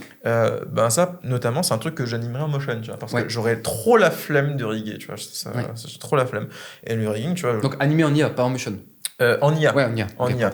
Et en fait, ça, tu vois, le truc, c'est qu'After Effects est horrible pour riguer. Ouais, ce n'est pas un logiciel qui est fait pour, et t'es obligé d'utiliser des plugins carrément, tu vois. Ouais. Pour les gens qui ne savent pas ce que c'est riguer, c'est tout simplement en fait venir mettre des points de contact au niveau des coudes, au niveau de la tête, etc. pour que, en fait, vous avez votre perso qui est tout plat, enfin, tout plat ou pas, ça dépend, mais sur After Effects, généralement, qu'un logiciel qui est fait pour de la 2D, généralement, vous avez votre perso qui est tout plat, et ensuite, vous avez commencé à mettre des pins, enfin, comment je peux appeler ça en français, merde. Des points d'accroche. Des sortes de points d'ancrage. Des épingles, voilà, sur chaque articulation, les coudes, les poignets, les doigts, tout ça, la tête. Et en fait, à partir de ça, vous allez bouger votre personnage, sa main et tout. Et en fait, ça, sur After Effects, c'est ultra fastidieux qu'ils ont créé, du coup, des plugins, des logiciels tierces, en fait, que vous intégrez à votre logiciel en plus. Ça rend le truc super lourd après. C'est un peu chiant à manipuler. Il y a des questions qui vont venir après sur Adobe, et vous voyez à quel point Julien est amoureux de cette suite. J'adore Adobe, c'est une histoire d'amour. Non mais en fait, le truc, j'ai toujours rêvé d'aller à Adobe Max, mais si je dis des choses dans cette vidéo, j'irai jamais. C'est vrai. Mais bon, enfin. Mais oui, je vois que en fait, tout ce truc qui est répétitif, qui est chiant, qui en plus d'ailleurs ne va pas forcément très bien fonctionner en effet avec nos logiciels, c'est vrai que si ça tu peux le remplacer par l'IA. Voilà. C'est cool. En vrai, non, ça, au moins sur ce point-là, tu vois, c'est assez cool. Vu que il y a des tâches que moi aussi je délègue, tu vois, par rapport à l'IA, vu que maintenant t'es obligé, tu vois, t'es obligé de prendre le train. Surtout en plus quand tu me dis que sur la semaine, enfin en tout cas sur un mois, t'es quasiment à 24 vidéos par mois. Obligé. Et à un moment donné, t'es obligé de faire aussi un Non, choix. c'est obligé, c'est obligatoire. Je comprends totalement. Mais après, non, ça. Sur les 24 vidéos, tu vois, ça reste viable, tu vois. Ouais. Genre, ça reste viable justement grâce à l'IA, ça m'aide sur pas mal de trucs et tout. Et même pour faire des rendus qui sont quand même beaux, tu vois, c'est un peu nécessaire maintenant. Ok. C'est un peu nécessaire. Mais ouais, pour revenir à la question de base, pour moi, l'IA peut quand même, genre, tuer quelques métiers. Enfin, ça va faire, comme on dit tous, ça va faire un énorme tri entre ce qui est bon et ce qui est mauvais. Et en fait, ça va faire une sorte de décalage, en fait. En fait, tout ce qui sera bon va commencer à être très bon et ce qui sera excellent, tu vois. En fait, ça va vraiment faire le tri. Tu vois, tout ce qui sera mauvais, ça va dégager. En fait, maintenant, le standard, en fait, on va mettre le standard sur un autre niveau. En fait, on va mettre le standard sur très bon ou voire très bon, tu vois, en fait, tout simplement. Et tout ce qui sera mauvais, n'existera quasiment plus. Ouais. Tu vois, il y a un autre truc qui m'a marqué, en tout cas sur ces 2 dernières semaines. Je sais pas si tu as vu, il y a Apple TV qui a refait son intro complet. J'ai vu, ouais. Donc je vous mettrai peut-être la vidéo juste à côté, mais en gros, ils se sont amusés à donc, faire appel à un verrier qui a repris en verre du coup la pomme avec la typo d'Apple TV, etc. Ils en ont fait, je crois, une vingtaine comme ça. Et ensuite, ils ont mis ça en studio et se sont amusés du coup à orienter la vitre de droite à gauche, ouais, avec une lumière qui vient justement légèrement de côté, et en fait t'as une sorte de jeu de diffraction un peu RGB, ouais, avec le prisme, en gros t'as la lumière qui passe dans le prisme du verre et qui... T'as ce RGB qui se fait, elle se superpose, la pub dure 2 minutes et c'est fini. Pourquoi cette pub, j'en parle? Parce que théoriquement, tu peux faire ça avec After Effects sans vraiment difficulté, voire si vraiment tu veux un rendu un peu plus poussé, ou Blender ou C4D, tu peux très bien aussi t'en sortir en jouant bien avec la lumière. Ça te coûterait moins cher et ça te permettrait surtout d'aller peut-être un peu plus vite. Par contre, Apple, en sortant cette pub-là, je trouve, a envoyé un énorme message justement à nos métiers et aussi un petit peu aux consommateurs, en mode, nous on soutient un petit peu justement l'artisanat entre guillemets de la communication, et surtout on vous montre qu'aujourd'hui, une communication qui est faite comme ça, avec des vrais hommes derrière, des vrais hommes derrière, avec un grand H. Avec un grand Z, C'est vrai que je dis hommes, pardon. Des grands hommes, non, je le redis encore, des grands hommes avec un grand H, est en train de devenir en fait une forme de luxe. Parce que historiquement, Apple, c'est comme ça qu'ils se positionnent. Quand tu vas chez eux, tu sais que c'est l'ensemble. Donc, je te rejoins totalement là-dessus. Travailler avec Apple, malheureusement, ça ne va pas être tous les professionnels. Ça va être les très bons, voire, comme tu disais, les exceptionnels. Donc voilà, c'était pour compléter ce que tu disais. D'ailleurs, je te rejoins encore aussi. Je fais une aparté dans l'aparté. Justement, Apple, tu vois, ils ont fait leur pub avec le verrier et tout ça. Et à côté, tu as Coca qui en fait je l'ai vu, et qui se sont refait défoncer. Alors qu'il avait déjà fait l'année dernière et qu'il s'était déjà fait défoncer. Ah non, mais la fin... Ouais. En vrai, ça me redonne un peu espoir en l'humanité, tu vois. Après, je sais pas, en fait, je sais pas exactement c'est qui se plaigne de ça. Est-ce que ce sont des créatifs ou est-ce que ce sont des gens qui sont engagés, tu vois, pour l'écologie, des trucs comme ça? Non, je pense que oui, je pense que parce qu'en fait, c'est les créatifs qui se plaignent. En effet, c'est les personnes engagées. Parce que monsieur, madame, tout le monde, je pense qu'ils ne voient pas vraiment la différence. s'en foutent un peu, tu vois. Vu que les seuls gens qui se plaignent, tu vois, c'est des gens de nos métiers, tu vois, ou soit des gens engagés pour la planète.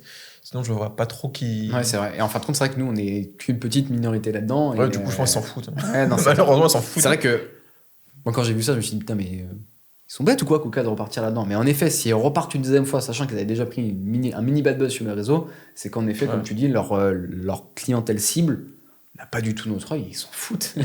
C'est comme ça, et c'est vrai. Tu fais bien que les créas boycottent ou pas, ils s'en foutent. C'est clair.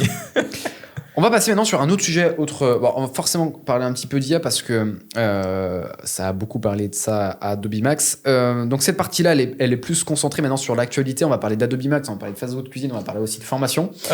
On va commencer avec Adobe Max. Je sais que tu n'es pas forcément un très très grand fan justement de la suite Adobe. En vrai, j'aime Adobe. Mais c'est Adobe qui ne nous aime pas, tu vois. Ouais, en fait, on aime tous Adobe, mais Adobe ne nous aime pas, tu vois. Et en fait, ils font tout pour qu'on les aime pas. Genre, oui. Les logiciels qui ne sont pas mis régulièrement à jour, dès qu'ils sont mis à jour, ils ont du retard par rapport aux concurrents. Et puis surtout, le problème de stabilisation qui est compliqué. Non, j'aimerais qu'on revienne vraiment sur cette conférence parce que je sais que tu as fait une vidéo et d'ailleurs je vous la mettrai aussi par rapport à ça où justement tu expliquais que on n'a rien appris sur cette conférence. C'est IA. Pour le coup, moi je l'ai traité aussi du coup en live et je suis pas forcément d'accord avec ce point de vue-là. Okay. Oui, il y a beaucoup d'IA, mais il y a un gros pivot assez majeur côté justement Adobe. Je vais pas forcément tout de suite te donner mon point de vue. J'aimerais d'abord que tu exprimes ton point de vue. Pourquoi justement tu considères qu'aujourd'hui Adobe Max, en tout cas cette conférence d'Adobe Max, n'a pas été intéressante, pas été pertinente comparée aux deux dernières. Ok. Alors, le truc, c'est que moi, je t'avoue, j'ai pas suivi toutes les conférences. Voilà, j'ai juste regardé, du coup, les nouveautés. Tu vois, vu que c'est vraiment ce qui m'intéresse à ce niveau-là. Les nouveautés, tu vois, ce qu'il y avait sur les logiciels et tout. Et là, par exemple, ils commençaient à représenter des trucs sur Illustrator qu'ils nous ont présenté, je crois, l'année dernière. Oui. J'étais même pas sûr de ça. J'étais en mode, bon, ok. Sur Photoshop, ils font des partenariats avec Google et Topaz pour les intégrer, du coup, au logiciel. Ok. Sur Premiere, ils ont enfin sorti de la rotoscopie, tu vois, sur le logiciel. Et ce qui était Donc là, c'est des termes très techniques, je me permets de te couper. Vas-y. La rotoscopie, c'est un outil qui permet de détourer automatiquement des éléments sur une vidéo. Et ça, c'est essentiel pour se permettre de faire des effets, mais surtout aussi pour la colorimétrie. Et chez certains concurrents, il y a DaVinci Resolve qui a ça depuis très longtemps, Final Cut qui avait ça depuis très longtemps. Et en effet, c'était quelque chose qu'on attendait. Parenthèse fermée, je te laisse reprendre. Mais enfin bref, et du coup, genre... En fait, limite, genre, ça m'a fait plaisir, mais limite, j'avais encore plus la haine à ce moment-là. Alors, je suis en mode, les gars, vous avez attendu 2025 pour mettre ça ? Et attends, c'est pas encore dans le logiciel. Non, c'est en putain de bêta. Voilà. Excusez-moi les termes, mais c'est encore en bêta. Enfin, non, mais pour moi, c'est hallucinant, tu vois. Ouais. Et genre, Enfin... Je sais pas, en fait, pour moi, j'ai vraiment pris comme une insulte, limite. Non, que ça a été mis que maintenant. Et limite, les gars, on n'a pas trop su quoi sortir, du coup, prenez ça, votre rotoscopie de merde, vous me demandez depuis longtemps. Qu'on comprenne bien justement aussi la lecture que tu as justement de cette conférence-là. Ouais. Tu es aussi vachement au fait de ce qui se fait chez les concurrents. On parlait de DaVinci aussi. Et pourquoi justement tu arrives à avoir cette vision aussi énervée vis-à-vis d'Adobe? Je réussis à parler. Voilà, non, mais en fait, le truc déjà, tu as le concurrent direct qui est. Enfin, direct. Oui, direct, DaVinci Resolve. En tout cas, sur Premiere After Effects. Voilà, sur Premiere After. Il faut savoir que du coup, Premiere Pro, c'est le logiciel de montage où c'est vraiment linéaire. C'est du montage, on peut rajouter quelques effets et tout. Mais après, si on veut un peu pousser plus loin, il y a After Effects pour tout ce qui est du coup VFX, VFX, Motion Design. Un peu de 3D. Très léger la 3D. Et encore, c'est que récemment. C'est que à la dernière conférence qu'ils ont rajouté de la 3D dedans. Enfin, bref. Et en fait, c'est un logiciel à part en fait, qui permet de faire des effets un peu spéciaux. Voilà. Et ensuite, on a un troisième logiciel qui s'appelle Audition pour du coup tout ce qui sera mix audio, SFX, du sound design, pour rajouter tout ce qui est effet sonore et tout, musique, tout ça. Mais encore, c'est un peu oublié, j'ai envie de dire, Audition, vu que ils n'ont pas touché le logiciel depuis. Surtout, c'est qu'aujourd'hui, les effets qu'on va avoir, type les outils de mixage qu'on va avoir, tu peux les faire très bien sur Premiere Pro. Exactement. C'est très rare que tu ailles sur Audition. Donc, du coup, Audition, logiciel un peu oublié, mais l'idée était là, quoi. Et après, on a DaVinci Resolve, qui est totalement gratuit. D'ailleurs aussi, avant d'aller plus loin, DaVinci, c'est réalisé par Blackmagic. Et Blackmagic, géant un peu. Du monde cinématographique. Voilà, du monde cinématographique. Ils font des caméras à la base. Ils font des caméras. Et ils font aussi tout ce qui est table de mixage aussi pour le son, aussi pour des tables pour l'étalonnage. L'étalonnage pour tout ce qui est rajouter la couleur en vidéo. Et ils développent aussi un logiciel à côté qui s'appelle DaVinci Resolve.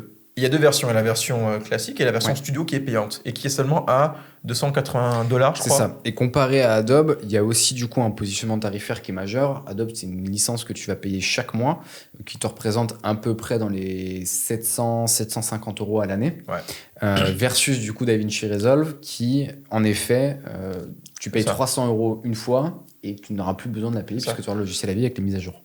Voilà. Et avant que je m'énerve encore plus pour que quand même non mais pour que au moins pour pas que vous dites que ma colère est injustifiée, Adobe quand même je fais l'avocat du diable. Adobe, ils ont quand même genre plein de logiciels à côté pour justifier leur prix parce que c'est pas que de la vidéo il y a du Photoshop, Illustrator, il y a de la 3D, il y a du dev, il y a plein de choses. En fait, il y a tellement de logiciels, on peut pas tous les connaître. C'est pour ça qu'ils se positionnent aussi cher. Et pour l'abonnement annuel. Que DaVinci, c'est soit gratuit, soit un paiement unique de 280 €. Et le truc, c'est que DaVinci, rien qu'avec la version gratuite, tu peux faire déjà beaucoup de choses. Tu peux faire quasiment tout ce que tu souhaiterais faire avec la partie vidéo d'Adobe. Et c'est ça, en fait, qui m'énerve, en fait, du côté d'Adobe. Premiere Pro est vraiment, en termes de montage, enfin, je ne vais pas dire à la ramasse, mais quand même un petit peu en retard sur ce que propose DaVinci, juste sur la partie montage. Et c'est juste, je vous promets qu'il y a juste que After Effects qui me retient chez Adobe, en fait. Oui, comme parce que After Effects, voilà. En fait, After Effects n'a pas de concurrent. Non.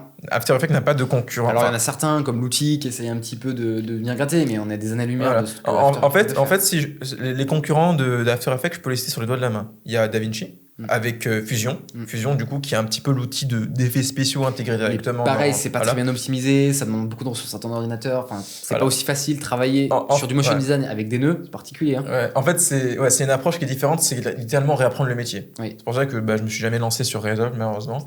À côté, il y a ce qu'on appelle Cavalry, qui est arrivé récemment, qui est un outil de motion design. Assez poussé quand même, un abonnement mensuel de, je crois, 16 € ou peut-être 20 € par mois. J'ai pas pu tester, mais ça a l'air plutôt sympa. On peut animer de la data dessus. Enfin, je m'avancerai pas dessus, je donnerai pas trop mon avis parce que je connais pas le logiciel. Mais voilà, en fait, pour moi, ce qui retient énormément de monde sur Adobe, c'est After Effects. Et il n'y a pas de concurrent qui rivalise directement, malheureusement, avec ça. After Effects fait quasiment tout. Oui. Enfin, il fait plein de choses. Juste sur peut-être l'espace 3D qui est éclaté. Mais bien sûr. Pour revenir du coup à la question de pourquoi justement tu penses que Adobe a fait une conférence encore pétée, je trouve que tu l'as très bien expliqué en disant justement que la seule chose qui te retient, c'est After. Justement, est-ce que la frustration que tu as vis-à-vis de Adobe n'est pas uniquement là? C'est-à-dire que rester chez une marque qui coûte aussi cher pour un logiciel, est-ce que c'est pas ça qui crée toute cette frustration autour de ça? Parce qu'en vrai, quand tu regardes première, oui, ils ont du retard. Il y a ça, mais ouais, enfin, c'est le fait qu'ils n'écoutent pas leur communauté. Tu vois. Ça fait depuis plusieurs années, tu vois, que la communauté disent il y a ci, il y a ça qu'il faut intégrer, s'il vous plaît, mettez-le en place. En fait, le problème, c'est qu'ils se reposent trop sur le fait qu'ils ont le statut de leader du marché et en fait, qu'ils ne font rien, tu vois. Et du coup, ils crachent un peu sur leurs consommateurs. Par exemple, pour la 3D, avant Element 3D, tu vois, il n'y avait pas forcément de bons moyens de créer de la 3D directement dans After Effects.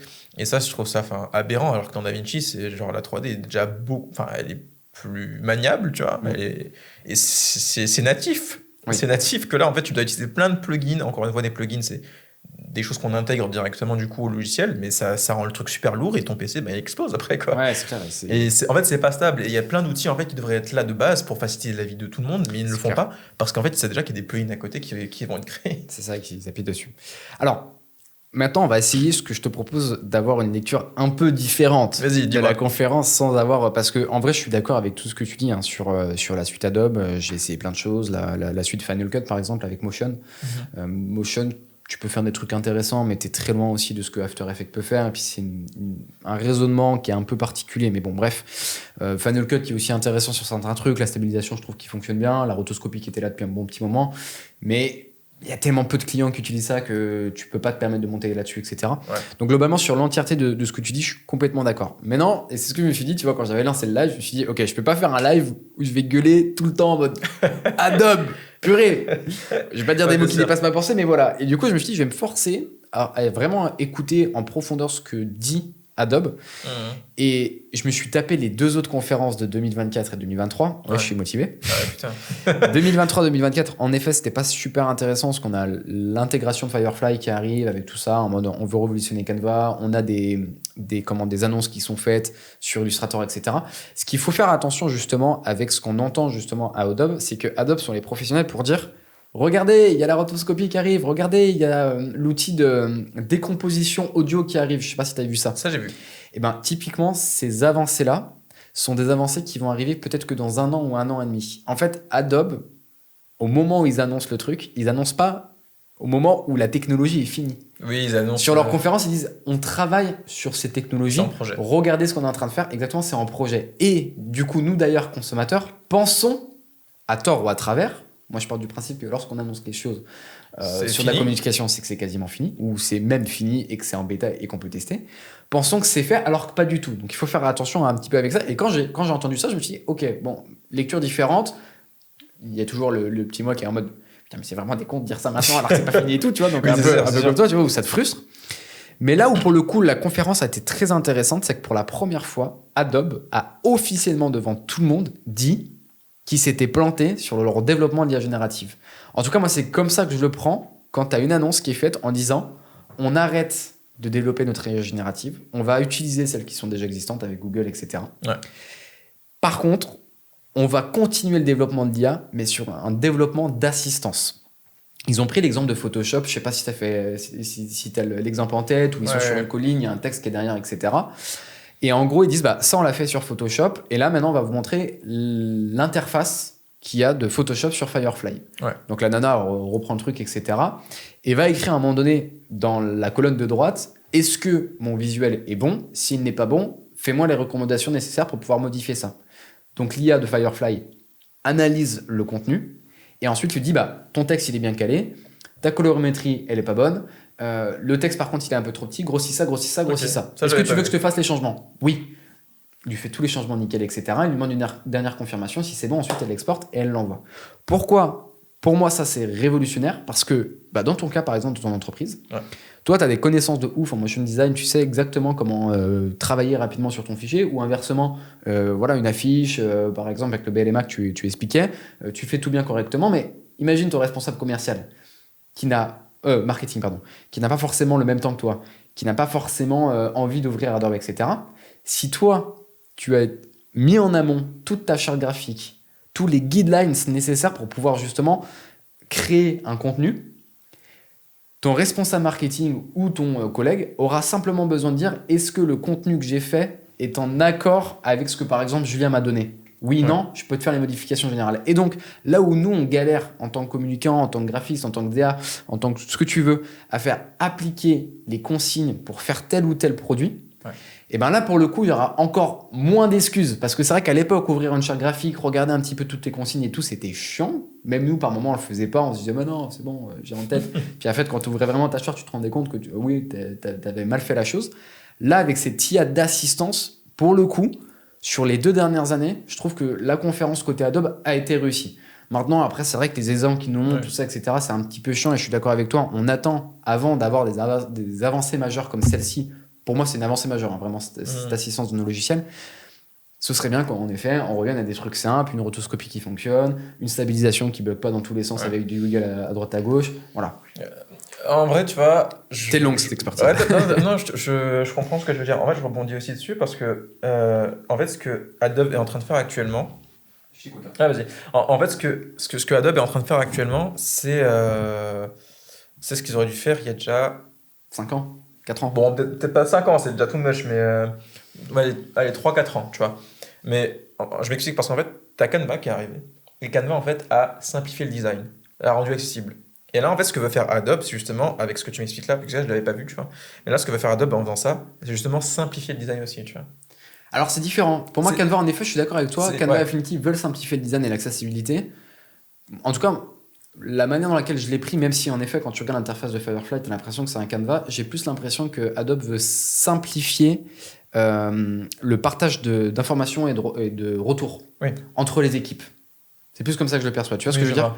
Canva, tu vois, par exemple, ma chérie qui travaille dans la petite enfance, le premier réflexe, c'est Canva pour faire un visuel. C'est pas du tout Adobe.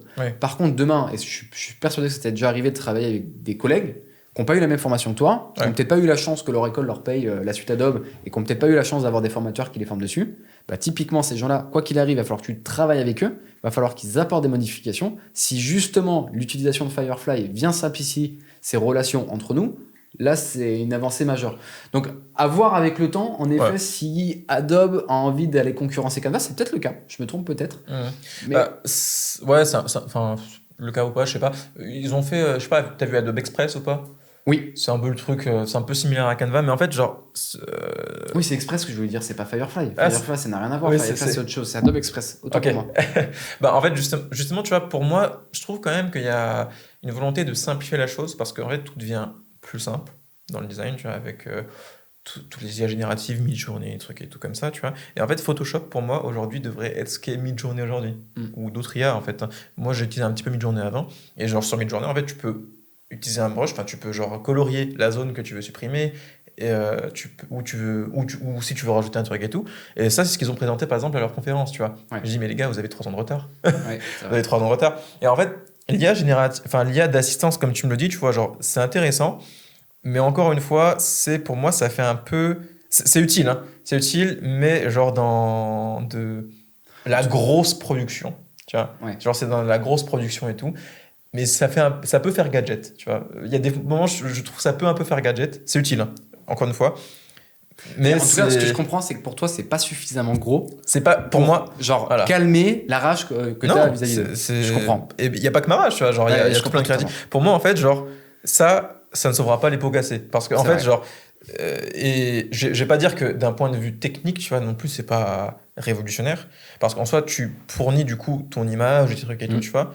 L'IA, c'est un programme, hein. Si ça a bien été fait, tu vois, il ira chercher toutes les infos. Est-ce que c'est la bonne typo? Est-ce que c'est la bonne taille? Après, bon, pour tout ce qui est emplacement et tout, bon, ça quand même, ça demande une patte graphique, du coup, bon, là, il y a peut-être quand même un peu d'entraînement, tu vois, je dis pas. Mais à part l'entraînement, tu vois, sur la visualisation, pour voir si l'image n'est pas trop exposée par rapport au spectre et tout, c'est des choses, tu vois, qui ne sont pas révolutionnaires, à mon goût. Vrai. Et genre, présenter ça après 1 an de travail, et après tout ce qui fait derrière à côté. Et avec une augmentation de prix qui ne cesse de. Voilà, pour moi, ça ne. C'est du. Pour moi, encore, c'est pas que je dis que c'est du foutage de gueule, mais ça ne sert. Ça va pas calmer les gens, tu vois. Ouais, calmer les ardeurs. Et pour moi, ça calme pas les ardeurs. Ok. Et je trouve qu'ils peuvent faire mieux. En fait, j'attends juste encore. J'essaie de voir comment ils vont se relever, tu vois. J'essaie de voir comment ils vont se relever. Après, pour moi, tu vois. Le terme relevé, il est peut-être encore un peu fort. Ils sont pas au sol encore. Non, ils sont pas au sol. En tout cas, je suis d'accord avec toi de dire que là, c'est vrai que ça fait maintenant 3-4 ans, en fait, presque depuis l'intégration de Creative Cloud, que Adobe, petit à petit, est en train. Mais après, comme tu dis. J'ai regardé le marché en bourse, ils sont qu'en chute depuis leur création. Ouais, bien sûr. Ils sont à moins 50% depuis la création. Comme tu dis, ils ont déjà tellement verrouillé le marché que je pense qu'ils ont encore Je suis peut-être trop optimiste, mais je pense qu'il y a encore une bonne décennie de tranquillité de leur côté. Hein. Je pense que jusqu'à 2030-2035, ils sont encore tranquilles parce qu'il suffit de regarder nos pairs. Ouais. Nos pairs, tu vois, ils ont été formés sur toute la suite Adobe, sur les outils, etc. Et quand ils vont nous former, forcément, ils vont nous transmettre ce qu'eux ont appris et ce qu'eux maîtrisent, tu vois. Par contre, la génération qui est en train d'arriver, qui commence vraiment à se familiariser déjà avec l'IA, qui a l'habitude d'utiliser des outils comme Canva, avec maintenant Affinity, avec CapCut, etc. Peut-être qu'en effet, cette génération-là ne verra plus de la même manière que ça. Mais avant que cette génération prenne la place, tu vois, il y a au moins déjà une génération qui doit sortir. Et c'est pour ça qu'on a une décennie encore, en tout cas Adobe a encore une décennie tranquille devant eux. Mais à un moment donné, tu vois, j'avais fait le calcul rapide, tu vois, pour voir combien estimait une équipe, tu vois, de 10 personnes... de 10 personnes, tu vois, genre, bon, on va arrondir, tu payes 800 € la licence. Tu as une équipe de 10 personnes, tu payes 8 000 € par mois de licence. Non, pas par mois, excuse-moi, par an, excuse-moi quand même. Par an de licence en plus, tu vois. 1 000 €, c'est pas rien pour une boîte. Tu achètes du matos, tu achètes des trucs et tout à côté, tu vois. À côté, on va dire, tu prends la Sainte Trinité, comment je vais appeler ça, tu vois. Tu prends Affinity. Voilà, du coup, tu remplaces Photoshop, Illustrator et InDesign. Tu vois, InDesign en plus je crois que non, c'est quand même très utilisé, moi je dis juste pas. Ensuite tu as DaVinci Resolve, tu remplaces Premiere Pro, bon After Effects, bon c'est un peu chaud de le remplacer, mais tu peux si tu le veux, mais bon faut vraiment être un crack. Du coup bon je pense tu remplaces juste Premiere Pro. Et encore si tu veux t'as CapCut à la place, tu vois. Et dernier, bon là c'est plus technique. Je pense que si tu maîtrises celui-là, tu peux maîtriser Fusion pour remplacer After Effects, Blender. Tu vois. Oui. Là tu as la Sainte Trinité pour faire ce que tu veux en termes de visu. C'est vrai. Tu vois. Du coup, là, tu as tout gratuit à vie. Tu vois. Limite, si tu veux faire des dons, je vous encourage à faire des dons à Blender parce que c'est incroyable ce qu'ils font. Moi, j'essaie de le faire régulièrement. Et à côté, tu payes 8 000 € l'année pour une équipe de 10 personnes. Tu vois. Ce qui fait beaucoup en termes de frais. C'est vrai. Ce qui fait vraiment beaucoup en termes de frais. Je dis pas qu'ils sont à la ramasse. Mais en fait, moi, je pense qu'au bout d'un moment, vu le contexte économique aussi surtout, que tu as beaucoup d'entreprises, voilà, que tu as quand même faire le choix de dire, en effet, 8 000 € versus gratuit avec tout ça. Voilà, et tu as beaucoup d'entreprises qui ont commencé à se dire, c'est chaud. Et ça leur coûtera peut-être moins cher de devoir payer des formations à leurs collaborateurs plutôt que de continuer chaque année à payer 8 000 €. Exactement. En plus, tu as des avantages à payer des formations en plus, tu vois, quand tu es une entreprise. Là, ce que tu vas faire, c'est tu es doublement gagnant. Tu payes des formations dans ces logiciels-là. Du coup, tu as moins de... Je crois que c'est au niveau des taxes, tu vois, où t'es moins prélevé. Et tu formes du coup tes collaborateurs à ces logiciels qui sont gratuits. Voilà, le calcul est vite fait, tu vois. Il est bon, messieurs, dames. Il est bon. Ouais, il est bon, il est a les bon. bons arguments. Ah, mon gars. Il a les bons arguments. Julien, ce que je te propose, c'est qu'on passe sur le dernier sujet du coup de cette partie-là, puis ensuite on va enchaîner sur la partie 4, parce que je crois que ça fait déjà une bonne heure qu'on est ensemble. Ah, mon gars. Bon, après, il y a des moments où ça a coupé un peu et on refera, mais en tout cas, je pense qu'on va facilement faire un épisode d'une heure et demie. Je suis très content. Il n'y a pas de souci avec ça. Écoute, moi aussi. Hein. On va revenir sur le drama qu'il y a eu avec Fast Good Cuisine. Alors, pour ceux qui ne savent pas, en gros, Fast Good Cuisine, du coup, est un influenceur restauration / nourriture, où du coup, ça fait bien 10 ans qu'il est sur YouTube. Il a de la bonne bouffe, en vrai. C'est ça, il donne plein de tutos sur des recettes, ce genre de choses, etc. Il a publié il n'y a pas longtemps une offre d'emploi pour un chef monteur en vrai, soyons francs, qui avait déjà facilement 10 ans d'expérience, qui lui demandait une casquette de compétences assez importante sur du storytelling, sur de l'opérationnel pur, sur même de la production. Tout ça payé à une somme qui, ma foi, peut-être débattue, mais oui, a alerté et énervé beaucoup de gens. Hein. Je crois qu'on est aux alentours des 2000 € net par mois. Donc, comparé aux années d'expérience, et si on se réfère justement un petit peu, parce que c'est ce que Secret de Monteur a fait, il s'est amusé à aller voir un petit peu l'offre d'emploi de Fast Good Cuisine. Il a regardé ensuite la grille justement qui est offerte de la part de la convention collective justement du monde de la vidéo. Donc c'est la convention collective production de visuel, je crois qu'elle s'appelle.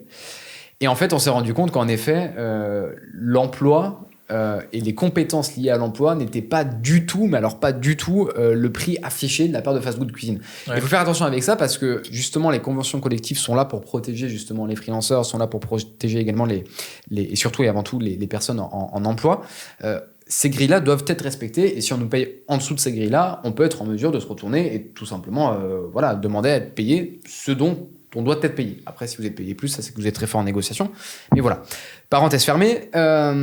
Fast Good Cuisine publie justement cette offre-là et tous les gens quasiment du milieu se sont révoltés. Ouais, c'est enflammé Twitter. Aimé, un drama fou sur Twitter. On a très bien parlé. Je vous invite aussi d'ailleurs à aller voir la vidéo de Jus sur ce sujet-là. Je vais pas te poser la question de qu'est-ce que tu en penses parce que tu l'as déjà donné dans ta vidéo. Ouais. Par contre, là, j'aimerais bien avoir ton avis. Est-ce que tu penses que justement l'offre de Fast Good Cuisine est en réalité une offre parmi tant d'autres qui lui ressemblent? Malheureusement, en fait, je suis tombé sur un influenceur, tu vois, sur TikTok qui en parlait aussi. Et moi, ce que je fais, je regarde les commentaires, tu vois. Je lis les commentaires et tout. Et je voyais, il y en avait qui étaient frustrés, qui disaient what the fuck cette offre, tu vois, pour 2000 €, pour la casquette de compétences que ça demandait. Et tu avais d'autres gens, en fait, qui étaient déconnectés de la réalité, si je peux me permettre, ou peut-être, je sais pas la moyenne d'âge que c'est sur TikTok, peut-être c'était des jeunes et tout, tu vois, j'en sais rien, mais qui disaient, ouais, vous abusez, 2000 € c'est grave bien et tout. Enfin, je pense que ce genre de personnes, soit ne sont pas du milieu, ou soit n'ont jamais travaillé, tu vois. Parce que pour dire que c'est grave bien pour ce qui est demandé, non, ça ne l'est pas. Tu vois, enfin... Putain, je me perds, attends, c'était quoi la question?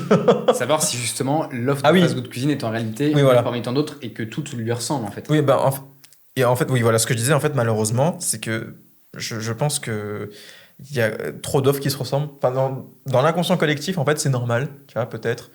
Ou si tu fais pas du milieu, ou si tu n'as pas travaillé avec ce genre de personnes, tu vois, tu peux te dire c'est normal.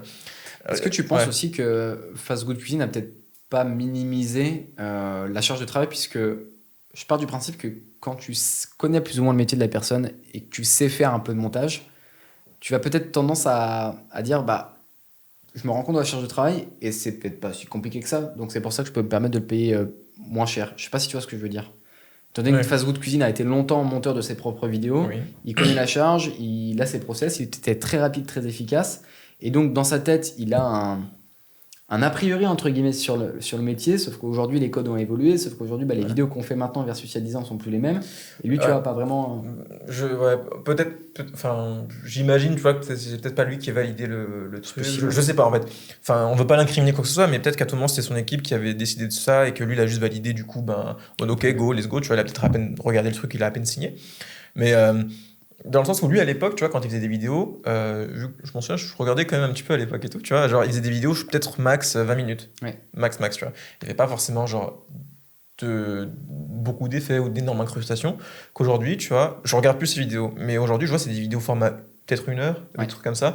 Et que forcément, si du format 1 heure, j'imagine que ça doit être un peu de la grosse production. Ouais, puis t'es sur quand même la gestion multicam. Voilà, je pense que ça doit être quand même de la grosse production et tout. Et que non, en fait, on peut pas, je peux pas le défendre sur ce que tu dis là, tu vois. On peut pas comparer. Enfin. Je fais exprès de faire l'avocat du diable. Alors, vas-y. Non, mais c'est ok, d'accord. L'argument, c'est juste pour faire l'argument du diable pour pouvoir relancer. Oui, non, bien sûr. En fait, genre, on peut pas du coup comparer, tu vois, ce qui a été fait il y a 10 ans, en fait, comme tu le dis aussi, tu vois, à ce qu'il veut aujourd'hui. Genre, tu peux pas dire c'est simple de produire une vidéo comme un format Squeezie ou un format comme lui, ce qu'il voudrait faire aujourd'hui sur 1 heure, tu vois, à une vidéo de 20 minutes. Tu vois. Encore, si c'était pour un post. Enfin. S'il avait une chaîne comme ce qui était il y a genre 10 ans, ok, tu vois, pourquoi pas, tu vois, c'est faisable. Mais aujourd'hui, sur une vidéo d'1 heure, format, en long format, c'est pas possible, c'est juste pas possible. Alors, là, je continue de faire un peu l'avocat du diable, je fais exprès. Non, il n'y a pas de souci. D'avoir une voix dissonante pour je vais te défoncer à la fin du tournage, mais il n'y a pas de souci. C'est du second degré, d'accord. On est dans la même type jus. Qui du coup a raison et qui a tort entre les gens du milieu qui sont là depuis déjà un petit moment et savent un petit peu les ficelles du métier, savent budgétiser correctement par rapport à l'investissement et aux compétences, versus la nouvelle génération qui arrive et qui considère ça comme acquis. Qui a raison entre les deux? Est-ce que les deux ont tort? Est-ce qu'une partie a plus raison ou pas? Sachant qu'aujourd'hui, il ne faut pas aussi oublier, et on en a beaucoup parlé au début, il y a beaucoup de demandes comparées aux offres. Et donc forcément, plus il y a de demandes, plus l'offre va baisser. Donc, est-ce qu'on n'a pas aussi une part de responsabilité, tous, dans cette direction-là? Je pense... Ouais, enfin... Ok, tu vois, au niveau de la demande, mais il y a aussi à voir la qualité de ce que tu veux produire, tu vois. Il peut y avoir beaucoup de monde, tu vois, derrière. Mais si le monde qu'il y a derrière, tu vois, veut faire monteur et qu'il utilise CapCut pour monter, tu vas pas demander à un chef monteur qui utilise Premiere, After Effects et Audition de faire la même chose, tu vois. Ah, ils montent pas sur CapCut. Ah non. Tu vois que je te débat. Le mec qui en fait vraiment trop. Non, en soi, tu vois, genre, tu peux pas genre demander. Attends, je me perds en plus dans la question là.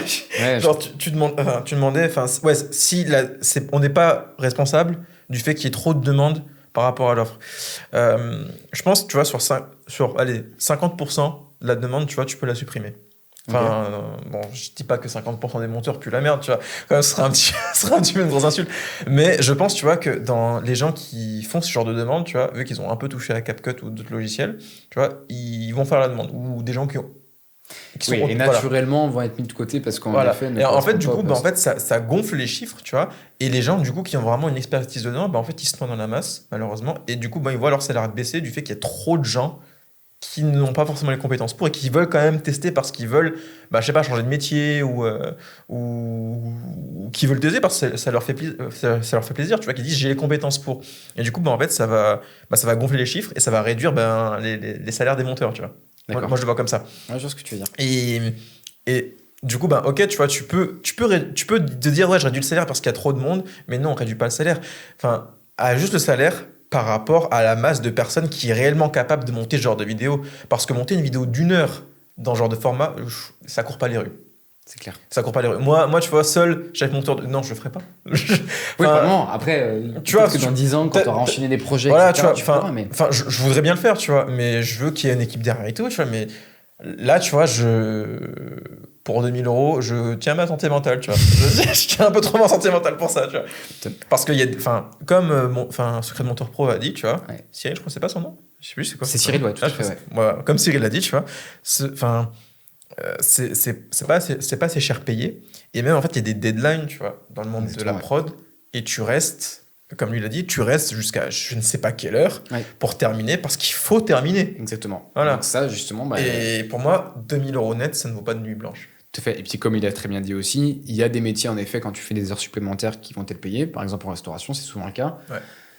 Dans nos métiers de la communication et surtout en tant que monteur, non, ça l'est moins. Donc, justement, c'est ce que Cyril expliquait et je suis content que tu mettes cet argument en avant. En effet, justement, la manip un petit peu de la part des employeurs, c'est de gonfler un peu plus ton chiffre d'affaires pour ton corrigeur rester un peu plus derrière. Et en effet, donner le travail et la résilience nécessaires pour sortir le contenu au bon moment.